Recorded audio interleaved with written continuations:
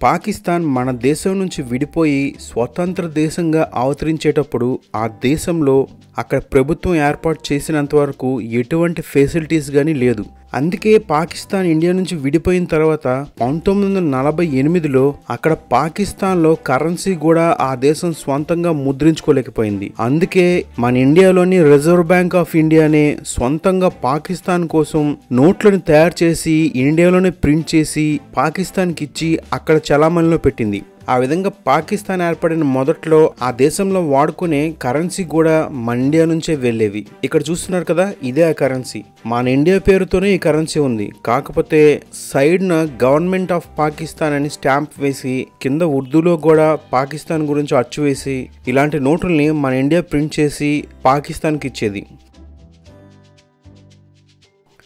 ఆస్ట్రేలియాకి దగ్గరలో Christmas island అనే ఒక దీవి ఉంది. ఈ దీవి యొక్క ప్రత్యేకత ఏమంటే ఇక్కడ మనుషుల కంటే అత్యధికంగా కొన్ని కోట్ల వరకు పీతలేమి కనిపిస్తాయి. ఈ దీవి హిందూ మహాసముద్రంలో ఉంటుంది. ఇక్కడ సుమారుగా 5 కోట్ల వరకు పీతలు అవి పిల్లలు పెట్టే సమయానికి ఆ అడవుల్లో ఉండే ప్రాంతాల నుంచి ఆ తోటల నుంచి సముద్రంలోకి నడుచుకుంటూ వెళ్తాయి. వీటికి ఎటువంటి ఇబ్బంది కలగకుండా ఉండడానికి ఆ ప్రాంతంలో వాటి కోసమే సెపరేట్ గా దారుల్ని గోడల్ని కూడా కట్టించుతారు. ఆ విధంగా ఆ ప్రాంతంలో ఆ టైంలో ఎక్కడ చూసినా సరే మీకు కొన్ని కోట్ల వరకు ఆ ఊర్లో నడుచుకుంటూ పెద్ద ఎర్ర సైన్యం లాగా వెళ్తూనే ఉంటాయి. 2006లో ఒకానొక దేశంలో టేక్ ఆఫ్ అయిన విమానం కొంతసేపటికే చాలా ఎమర్జెన్సీగా భూమిపైన ల్యాండ్ అయింది. అంత ఎమర్జెన్సీగా ఆ విమానం టేక్ ఆఫ్ అయిన కొంతసేపట్లో ఎందుకు ల్యాండ్ అయిందంటే ఆ ఫ్లైట్ లో ఉండే ఒక ఆమె ఫ్లైట్ స్టార్ట్ అయిన కొంతసేపటికే అగ్గి పుల్లల్ని ముట్టిస్తూ కూర్చుందంట. ఆ విధంగా అగ్గి పుల్లల్ని ముట్టించడం వల్ల ఆమె ఫ్లైట్ లో ఏమైనా వ్యతిరేక కార్యక్రమాలు చేస్తుందోనేమోనని ఆ ఫ్లైట్ అటెండెంట్స్ భయపడి పైలట్ చెప్పిన వెంటనే పైలట్ ఆ విమానాన్ని తిరిగి ఎయిర్పోర్ట్లో ల్యాండ్ చేశారంట. తీరా ఆమెను అరెస్ట్ చేసి ఆమెపై ఎంక్వైరీ చేస్తే ఏం తెలిసిందంటే ఆమెకి కంట్రోల్ లేకుండా ఎక్కడ పడితే అక్కడ బాంబులు వేసే ఒక డిజార్డర్ ఉందంట. దానివల్ల ఆ బాంబులు వేసేటప్పుడు బ్యాడ్ స్మెల్ రాకుండా ఉండడానికి కోసమని తన చుట్టూ ఉండే వాళ్ళకి ఆ స్మెల్ రాకూడదని అగ్గి పుల్లల్ని ముట్టించిందంట. ఈ విధంగా కంట్రోల్ లేకుండా బాంబులు వేసే ఆ మెడికల్ కండిషన్ వల్ల ఆమె ఎంతో బాధపడుతుందంట. సద్దాం హుస్సేన్ గురించి మీకు తెలిసే ఉంటుంది. ఇతను ఇరాక్ దేశం యొక్క మాజీ అధ్యక్షుడు. అమెరికా సేనలతో బందీ కాబడి తర్వాత న్యాయస్థానంలో విచారణ ఎదుర్కొని 2006 డిసెంబర్న ఉరితీయబడ్డాడు. ఇతని పైన ఎన్నో ఆరోపణలు ఉన్నాయి. ఎంతో మందికి ఊచకోత కోసాడు అనే ఆరోపణలు కూడా ఇతనిపై ఉన్నాయి. ఇలాంటి సద్దాం హుస్సేన్ కి రొమాంటిక్ యాంగిల్ కూడా ఉంది. ఈ సద్దాం హుస్సేనే తనే స్వయంగా జబీబా అండ్ ద కింగ్ అనే ఒక రొమాంటిక్ నవల్ని కూడా రాశాడు. ఆ నవల 2000 సంవత్సరంలో ఇరాక్ లో పబ్లిష్ అయ్యి ఎన్నో లక్షల కాపీలు కూడా అమ్ముడైపోయాయి. ఆ సద్దాం హుస్సేన్ రాసిన ఆ బుక్ పైన కూడా ఒక అందమైన అమ్మాయి రొమాంటిక్ గా కనిపిస్తుంది. ఇలాంటి నియంతకు కూడా రొమాంటిక్ యాంగిల్ ఉండేది. ఇక్కడ చూస్తున్నారు కదా, ఇతను ప్రిన్స్ చార్లెస్. ఒకప్పుడు డయానా అంటే ఎంత ఫేమస్ మీ అందరికీ తెలుసు. అలాంటి డయానాకి ఇతనే భర్త. ఇతని పక్కన నిల్చున్న వ్యక్తి అతని యొక్క కుమారుడు. ఇతను ప్రిన్స్ విలియమ్స్. ఆ దేశానికి అధిపతులైన వీళ్ళిద్దరు కూడా ఇంతవరకు కలిసి ఒక్క ఫ్లైట్ లో కూడా ఇతర దేశాలకు వెళ్ళలేదంట. ఎందుకంటే పొరపాటున వీళ్ళిద్దరూ కలిసి ఒకే ఫ్లైట్ లో వెళ్ళేటప్పుడు ఎవరైనా ఉగ్రవాదులు దాడి చేస్తే ఇద్దరు ఒకేసారి ఆ ఫ్లైట్ లో చనిపోతారని ఒకే ఫంక్షన్ కి వెళ్ళినా సరే వీళ్ళిద్దరూ వేరువేరుగా 2 ఫ్లైట్ లో సెపరేట్ గా వెళ్తారంట. అంత భయపడుతూ వీళ్ళిద్దరూ తమ జర్నీని కొనసాగిస్తూ ఉన్నారు. ఎందుకంటే లండన్ లో ఈ కుటుంబమే ఎన్నో సంవత్సరాల నుంచి ఆ దేశాన్ని ఏలుతూ ఉన్నారు. Las Vegas.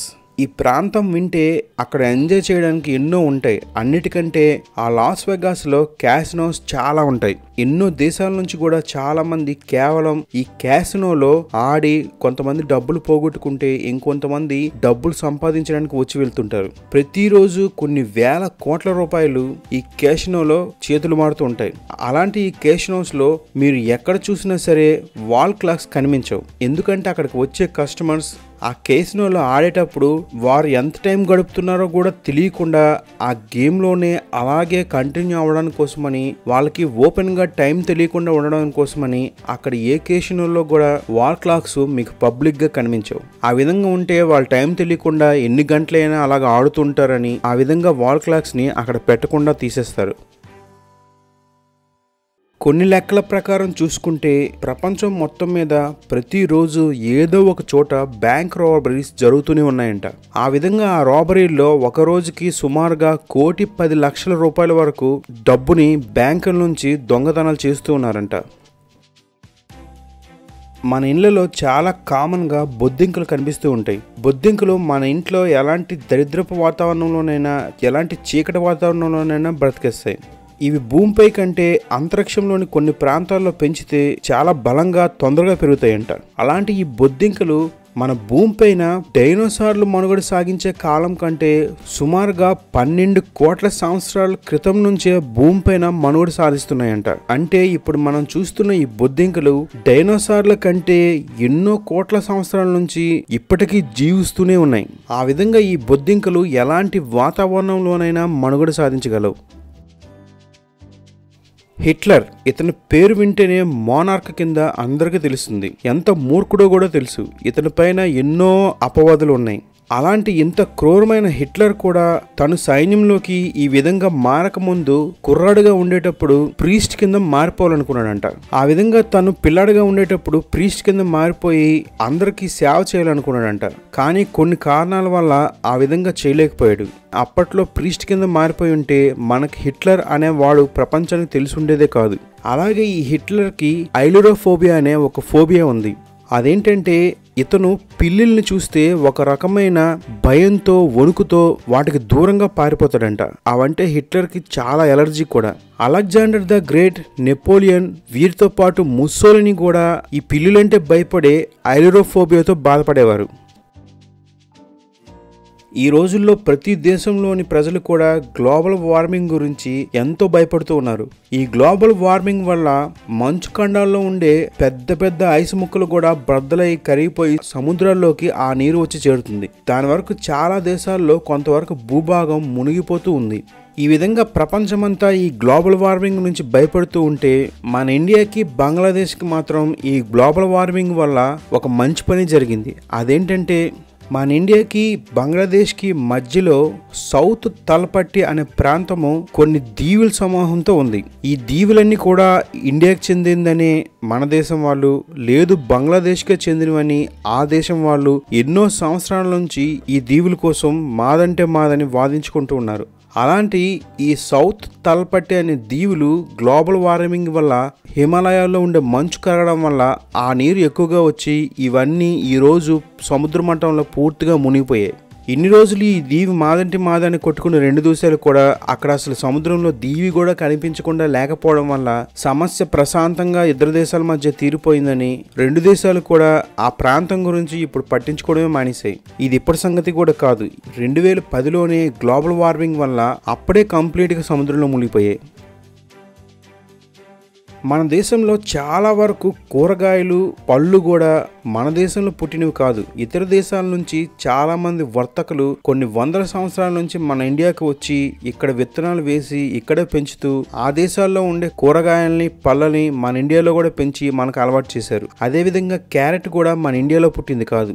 ఇది యాక్చువల్గా డచ్ దేశానికి చెందింది. కొన్ని శతాబ్దాల ముందు అంటే 16వ శతాబ్దంలో డచ్ దేశంలో ఈ క్యారెట్లు అప్పుడులో ఆరెంజ్ కలర్లో ఉండేవి కాదు. అన్ని వందల సంవత్సరాల క్రితం క్యారెట్లు కేవలం పర్పుల్ కలర్లో మాత్రమే ఉండేవి. అలాగే తియ్యగా కూడా ఉండేవి. అన్ని శతాబ్దాల నుంచి వీటిలో చాలా ప్రయోగాలు చేస్తూ ఈ రోజుకి మనం చూస్తున్న ఈ ఆరెంజ్ కలర్ క్యారెట్లని మార్పు చేసి డచ్ దేశం నుంచి వచ్చేటప్పుడు చాలా మంది వర్తకులు మన ఇండియాలో కూడా వీటి విత్తనాలు వేయడం వల్ల ఈ రోజుల్లో మనకి క్యారెట్లు ఆరెంజ్ కలర్లో విరివిగా వాడుకలోకి వచ్చాయి. రష్యా భూమిపైనే అతి ఎక్కువగా భూభాగం ఉన్న దేశం ఇదే. మన సౌరమండలంలో ఉండే అతి చిన్న మరుగుజ్జు గ్రహం ప్లూటో గురించి మీకు తెలిసే ఉంటుంది. ఈ ప్లూటో యొక్క మొత్తం విస్తీర్ణం 2370 కిలోమీటర్లు మాత్రమే. అలాంటి ఇంత గ్రహాన్ని తీసుకొచ్చి ఈ రష్యాలో పెట్టినా సరే కూడా రష్యాలో ఇంకా చాలా ప్రాంతం ఖాళీగానే ఉంటుంది. ఎందుకంటే ఆ ప్లూటో కంటే కూడా ఈ రష్యా చాలా పెద్ద ప్రాంతం. ఆ విధంగా ఒక గ్రహంతో పోల్చుకుంటే ఈ రష్యా యొక్క భూప్రాంతమే చాలా పెద్దది. ప్రపంచంలోనే ఇంత పెద్ద దేశమైనా సరే కూడా ఇక్కడ జనాభా చాలా తక్కువగా ఉంటుంది. ఆ విధంగా భూమిపైన అతి పెద్ద దేశమైన రష్యాలో జనాభా అతి చిన్న దేశమైన బంగ్లాదేశం యొక్క జనాభాతో పోల్చుకుంటే చాలా తక్కువగా ఉంటుంది. రష్యా యొక్క ప్రస్తుత జనాభా కేవలం 14,34,00,000 వరకు మాత్రమే ఉంది. కానీ అత్యంత చిన్న దేశమైన బంగ్లాదేశ్ జనాభా మాత్రం సుమారుగా 16,50,00,000 వరకు ఉంది. హాయ్ ఫ్రెండ్స్, మీకు కనుక నా వీడియో నచ్చినట్లయితే షేర్ చేయండి లేదా లైక్ చేయండి. ఇంకా రెగ్యులర్గా నా వీడియోస్ మీకే మొదటగా రావాలంటే మీరు నా ఛానల్ని తప్పకుండా సబ్స్క్రైబ్ చేసుకోండి. దాంతోపాటు ఈ పక్కన గంట సింబల్ కనిపిస్తుంది కదా, ఈ బెల్ని మీరు క్లిక్ చేయడం వల్ల నేను చేసే ప్రతి వీడియో యొక్క అప్డేట్ మొట్టమొదటిసారిగా మీకే వస్తుంది.